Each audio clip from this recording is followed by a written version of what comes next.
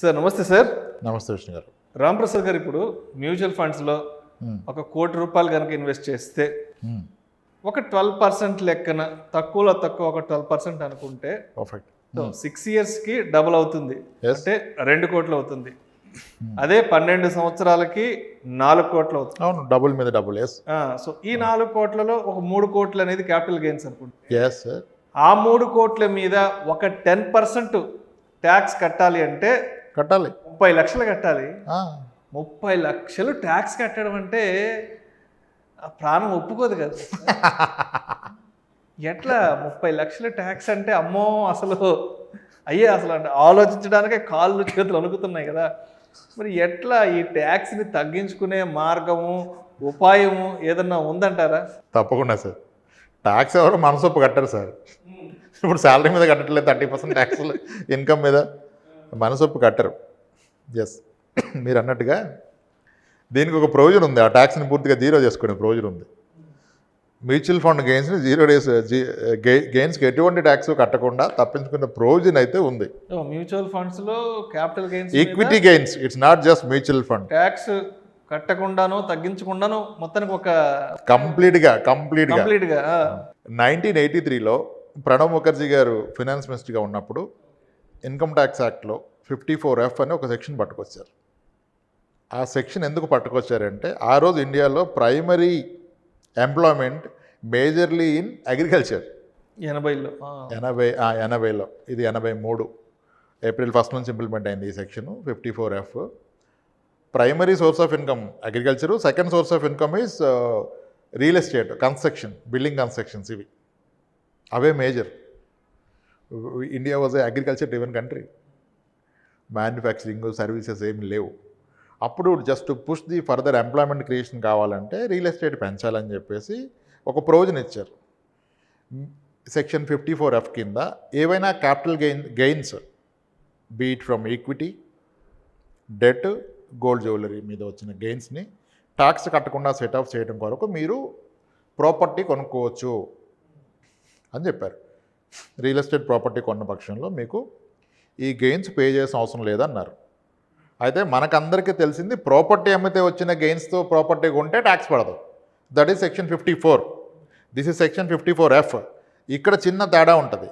Property అమ్మినప్పుడు మీరు కొన్నదానికన్నా మీకు వచ్చిన లాభాలు మాత్రమే వాడి ఇంకొక ప్రాపర్టీ కొంటే మీకు ట్యాక్స్ పడదు. ఇక్కడ మీరు పెట్టింది పైన వచ్చిన లాభం మొత్తం కలిపి ఇంకొక ప్రాపర్టీ కొన్న పక్షంలో మీకు ఈ క్యాపిటల్ గెయిన్ ట్యాక్స్ అనేది పడదు సెక్షన్ 54F కింద. సో ఇప్పుడు మీరన్న కేసులో ₹1,00,00,000 పెట్టి కన్జర్వేటివ్ 12% తీసుకుంటే 12 ఏళ్ళు పోతే 4 కోట్లు, 18 ఏళ్ళు పోతే 8 కోట్లు. 8 కోట్లు వచ్చినప్పుడు పెట్టింది ₹1,00,00,000 కాబట్టి 17 కోట్లు లాభం. సారీ, 8 కోట్లు, 7 కోట్లు అంటే ఆయనకి 7 కోట్లు లాభం కదా. 8 కోట్లు వస్తే 8 కోట్లలో అదే ఎవ్రీ 6 yearsకి డబుల్ అయిపోద్ది కదా. అక్కడికి పోయినా 7 కోట్లు లాభం. 7 కోట్ల మీద 10% అంటే 70 లక్షలు. ఆ రోజు ఇది కట్టకుండా ఉండాలంటే వచ్చిన 7 కోట్లతో కాదు, మీకు మొత్తంగా 8 కోట్లు ఉంది కదా, ఈ 8 కోట్లు పెట్టి కనుక మీరు ఒక ప్రాపర్టీ కొంటే ఇంకా ఈ ట్యాక్స్ కట్టాల్సిన అవసరం లేదు. అంటే మూలధనాన్ని కూడా కలుపుకోవాలి. ప్రొసీడింగ్స్ అంటారు, సేల్స్ ప్రొసీడింగ్స్, సింపుల్ టర్మ్ మొత్తం కలుపుకుంటే ఇంకా ట్యాక్స్ కట్టాల్సిన అవసరం లేదు. గుడ్ కదా. ఇల్లు కొంటాం అనుకోండి, ఓ 2-3 ఏళ్ల తర్వాత, ఓ సంవత్సరం తర్వాత ఆ ఇల్లు అమ్మేస్తే చాలా తెలివైన ఆలోచనలు వస్తాయి మనకి. ఈ సెక్షన్ 54Fకి చాలా క్లాజులు, సబ్ క్లాజులు ఉన్నాయి. సబ్ క్లాజ్ ఏంటంటే, ఒక ఇల్లు ఉన్న వ్యక్తి మాత్రమే ఈ సెక్షన్ల కింద ఇంకొక ప్రాపర్టీ కొనడానికి అర్హుడు. మీకు ఆల్రెడీ 2 ఇల్లు ఉంటే ఈ సెక్షన్ మీకు వర్తించదు. మీ పేరు మీద 1 ఇల్లే ఉండాలి. మీరు కొనేది 2 ఇల్లు అయి ఉండాలి. ఆల్రెడీ 2 ఇల్లు ఉన్నాయి సార్, 2 ఇల్లుండి ఇప్పుడు 3వ ఇళ్ళ కింద ఈ డబ్బులు పెట్టుకుంటే వర్కౌట్ కాదు, వర్తించదు. అర్థమైందా? 2వ ఇల్లు ఉంటే ఇది వర్తించదు. Okay, next coming to me logic. Sir వాడి కోసం కొన్నాక నేను అమ్మేస్తే, కొన్న 3 years లోపు అమ్మేదో కూడా ఇది ముక్కుబట్టు వసూలు చేస్తారు మళ్ళీ. అలా కొన్న ఇంటిని 3 years లోపు అమ్మడానికి వీలు లేదు. 2 ఇల్లు ఉంటే వర్తించదు, కొంటే 3 years లోపు అమ్మకూడదు. అండ్ దానికి కూడా ఇది అమ్మాక వచ్చిన ప్రొసీడింగ్స్ని ఫస్ట్ క్యాపిటల్ గెయిన్స్ అకౌంట్లో డిపాజిట్ చేయాలి. ప్రయోజనం ఏంటంటే, మీరు ఈ షేర్స్ ఆర్ మ్యూచువల్ ఫండ్స్ అమ్మడానికి 1 year ముందు కొన్న ప్రాపర్టీ కానీ, నెక్స్ట్ 2 yearsలో కొన్న ప్రాపర్టీ కానీ దీనికి ఎలిజిబుల్. అదే కన్స్ట్రక్షన్ మొదలెడితే అమ్మాక 3 ఏళ్లలో కన్స్ట్రక్షన్ చేసినా అది ఎలిజిబుల్. కానీ ఈ మనీని నేను వేరే పర్పస్కి వాడతా, మళ్ళీ ఇటు వాడతా, లాస్ట్లో కొంటా అంటే కుదరదు. దాన్ని ఆ ఇయర్ మీ యొక్క ఇన్కమ్ ట్యాక్స్లో డిక్లేర్ చేసి దానికంటూ ఒక క్యాపిటల్ గెయిన్ ట్యాక్స్ అకౌంట్స్ ఉంటాయి. ఆ అకౌంట్ ఓపెన్ చేసి ఈ ప్రొసీడింగ్స్ని దాంట్లో డిపాజిట్ చేసి దాని నుంచి మీరు ఇల్లు కొంటే మాత్రమే అప్లికేబుల్. అంత కాంప్లికేటెడ్ ఏం కాదు, చాలా ఈజీ. ఓకే, ఇల్లు కొనే ఉద్దేశం ఉంటే హ్యాపీగా ఈ ప్రొవిజన్ వాడుకోవచ్చు. రెండో ఇల్లు కొనే ఉద్దేశం ఉన్నా వాడుకోవచ్చు. మూడో ఇల్లు అయితే వాడుకోలేరు. చాలా క్రిమినల్గా నేను కొంటాను, ఈ బెనిఫిట్ తీసుకొని అమ్మేస్తానంటే అవదు, 3 ఏళ్ళు ఆగాల్సి ఉంటుంది. ఇలా చాలా క్లాజులు ఉన్నాయి. కానీ క్లియర్ సెక్షన్ 54F కింద capital gain tax arrived out of the equity, debt, jewellery, gold jewellery అమ్మినప్పుడు వచ్చిన గెయిన్స్ని సెట్ ఆఫ్ చేసుకోవచ్చు మీరు కొత్తగా ఒక ప్రాపర్టీ కొంటే.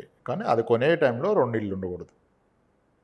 సింపుల్. కాబట్టి కొంచెం ప్లాన్డ్గా ఇన్వెస్ట్మెంట్ ప్లాన్ చేయాలి.